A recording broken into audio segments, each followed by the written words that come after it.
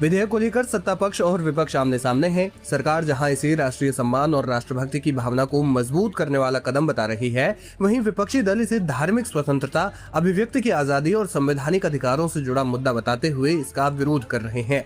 विधेयक के सबसे मुखर विरोधियों में AIMIM प्रमुख और सांसद असदुद्दीन ओवैसी शामिल हैं। उन्होंने संसद में कहा कि वो एक मुस्लिम है और अल्लाह के अलावा किसी और की इबादत नहीं कर सकते।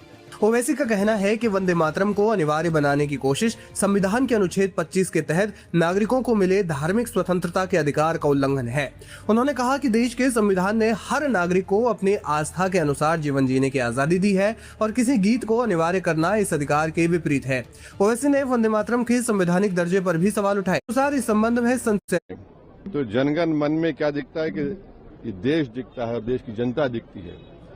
जब आप वंदे मातरम पढ़ते हैं तो वो तो एक भगवान और देवी के बारे में पूजा की बात है उसमें। अब उन मुजाहिदीन आजादी को क्या बोलेंगे जिन्होंने इस देश के लिए कुर्बानी दी, चाहे वो मौलाना महमूदुल हसन हो, हुसैन अहमद मदनी हो, मौलाना अबुल कलाम आजाद हो, मौलाना काफी हो। ये तो देश को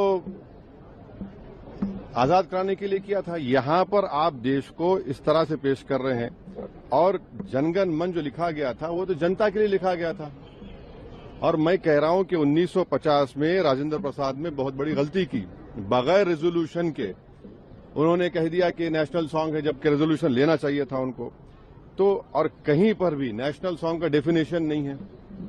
तो आप इसको इस तरह से मुसल्लत कर रहे हैं देश के ऊपर, ये गलत है बिल्कुल। आर्टिकल 25 फ्रीडम ऑफ रिलीजन है, उसके स्टैंजास पढ़ लीजिए आप। मैं एक मुसलमान हूं, मैं सिवाय अल्लाह के किसी की इबादत नहीं करता हूं। अगर मैं किसी की बात करूंगा तो मुसलमान कहाँ रहूंगा? तो आप तो आर्टिकल 25 का, 26 का, 29 का ग्रेव वायलेशन कर रहे हैं।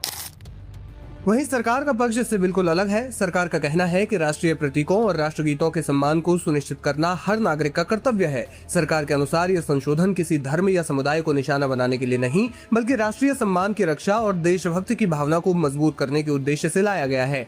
सरकार का दावा है कि राष्ट्रीय एकता और संवैधानिक मूल्यों को सुदृढ़ करने के लिए ऐसे कानून आवश्यक है। विपक्ष के अन्य दलों ने भी विधेयक के कई प्रावधानों पर सवाल उठाए हैं।